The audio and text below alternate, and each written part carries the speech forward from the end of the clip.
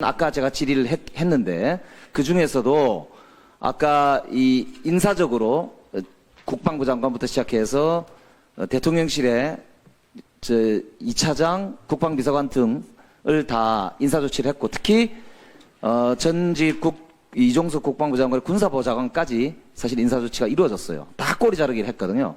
자, 7월 30일 날 보세요.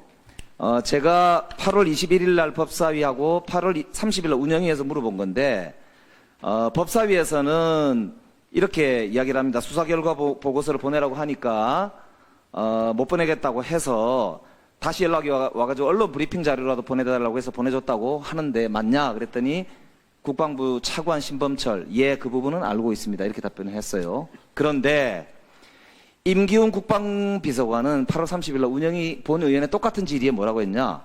단 한 번도 수사 결과 보고서를 제출해 달라고 요구한 적은 없습니다라고 얘기를 해요. 그러면 본인들은 요구하지 않았는데 국방부에서 알아서 보고를 해와서 본인이 인지했다라는 뜻이거든요.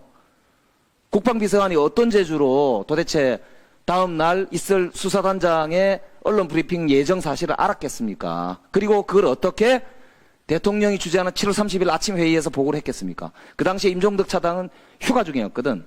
그러니까 국방부 임기훈 비서관이 그걸 대통령과 함께하는 회의에서 보고를 했다고 운영위 회의에서 이야기를 했단 말입니다. 신원식 위원님도 그 당시에 국방위였으니까 잘 아시지 않습니까? 그죠?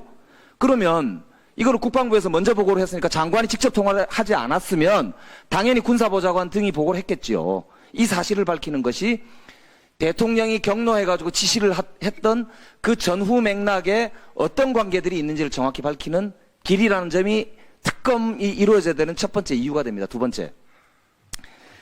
아까 이제 이 문건은 은폐 조작과 관련된 직접적인 지금 국방부의 시도고 이종섭 장관이 지시했다는 거 아까 국방부 정책실장이 사실상 시인했기 때문에 장관의 지시로 이 은폐 조작에 해당하는 그래서 민간인들에게까지 이 상당 부분에게 문건을 뿌려가지고 이 문건을 가지고 나가서 언론에 토론을 해라 이렇게 했기 때문에 허위사실 유포하도록 만든 허위 공문서를 작성한 거 아닙니까? 그러면 그 중에 봅시다. 법무관리관님, 네.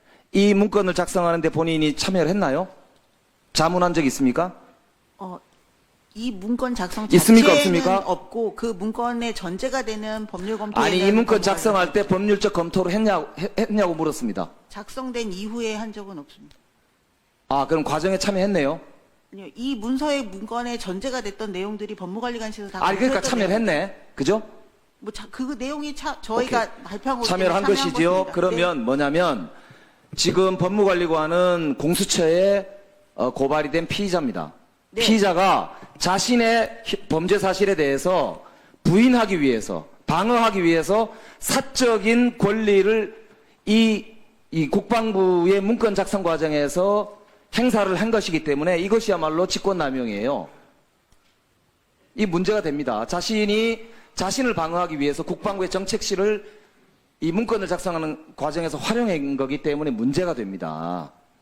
그러니까 이게 지금 법무관리관만이 그런 것이 아닙니다. 아까 이종섭 장관도 마찬가지고 이종섭 장관 자체가 지금 아까 얘기했지만 이 사건 전체에서 어떤 역할을 했는지도 굉장히 수사 과정에서 밝혀져야 될 문제이기 때문에 그렇습니다.